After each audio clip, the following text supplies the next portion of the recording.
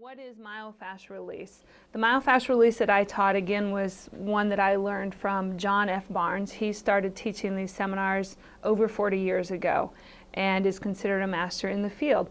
The myofascial release principles, what makes it different is the fact that it's more focused on working with the body to help it heal. A lot of techniques we were taught was more doing things to the body. Okay? Myofascial release works on that connective tissue that I talked about to help release those restrictions throughout the body that are causing the 2,000 pounds of pressure, that are crushing the system, and can help to let the body return to balance. Okay? So when those restrictions occur and it becomes crushed, with myofascial release at its true form, you can help that tissue actually return to its normal length. Okay.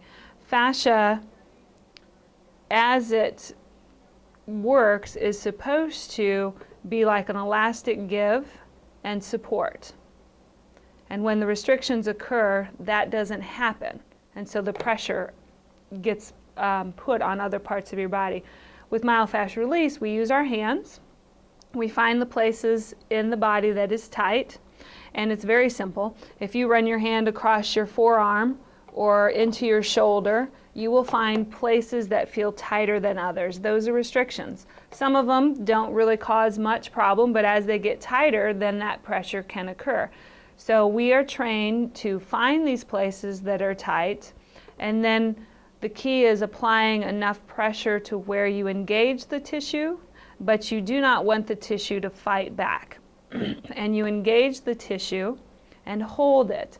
A key to a true myofascial release technique that's actually going to change the tissue permanently is that you have to hold it for at least 3, 4, 5 minutes. And that time is what allows that tissue to unravel, turn back to its original length so that you can have that elasticity again.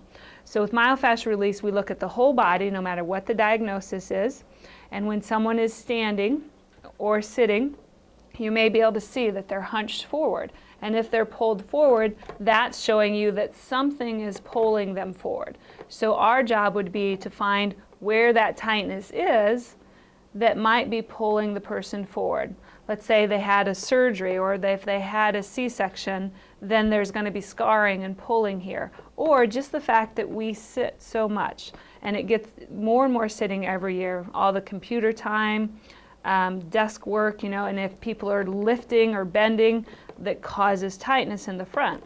So when we find the places that are tight, again, just by feeling the tissue that feels hard, apply direct pressure to that area, or you do an elongation and help stretch that area, and you hold it for the time component, you can get that tissue to return to its natural length. Now there also is the component of myofascial release. Most people know this part, where you rub against the tissue and you kind of break up that tightness superficially. That is an important part also, but if you don't combine that with the technique that holds it for the time length, it will not actually lead to the long-lasting results.